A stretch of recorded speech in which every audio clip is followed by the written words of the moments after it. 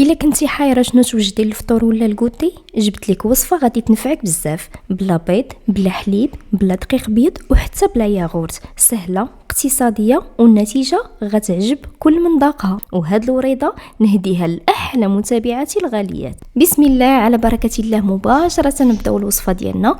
واول حاجه غادي نجيب المول اللي غادي نخدم فيه هاد الوصفه. خديت هنا مول ديال الزاج، القطر ديالو 26 سنتيم، دهنته بالزبده رشيته بالفينو وكنخليه على جنب. وناخذ واحد لوبول كندير فيها كاس ديال الماء مع نص كاس ديال السكر وكيس ديال الفاني. كنخلط المكونات حتى كنحس بداك السكر بدا كيذوب معنا. من بعد غادي نضيف نص كاس ديال الزيت نباتيه وقشور ديال الحامضه اللي كيبقاو اختياريا، ولكن راه كيعطيو واحد المذاق يا سلام. كنضيف كذلك 2 كيسان ديال الفينو اللي هو دقيق القمح الصلب ماشي السميده الخاصه بالحرشه والبسبوسه. كنخلط المكونات مزيان حتى كيندمجوا. من بعد كنضيف 2 اكياس من خميره الحلويات، كل كيس كيوزن 8 غرام، يعني في المجموع 16 غرام. وكنعاود نخلط حتى كيندمجوا ليا جميع العناصر. هنا كنخليه يرتاح واحد 5 ديال الدقائق. من بعد كناخذ 2 ديال التفاحات، بالنسبه لي انا خديت 2 حيت عندي الحجم ديالهم شويه صغير.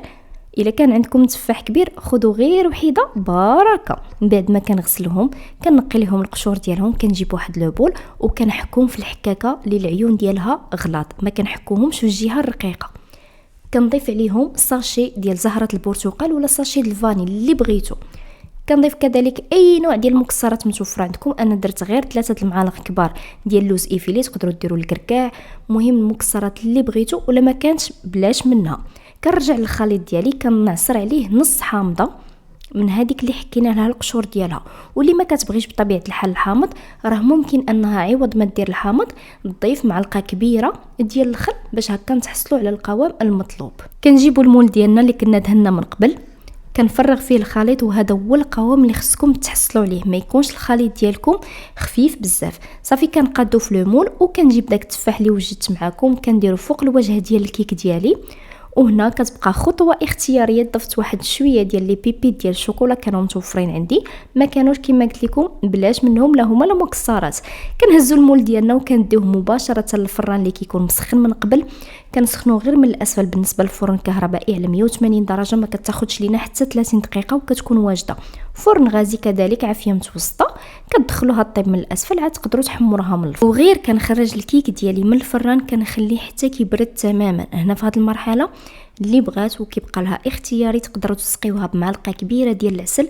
انا بالنسبه ليا خليتها غير هكاك لان التفاح كيعطي هذيك الفزوقيه من الداخل.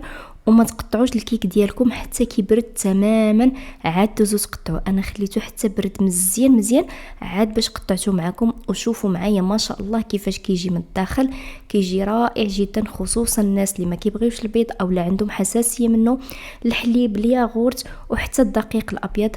ودابا بقى لي نقول لكم غير خليتكم على خير الى فيديو جديد ان شاء الله.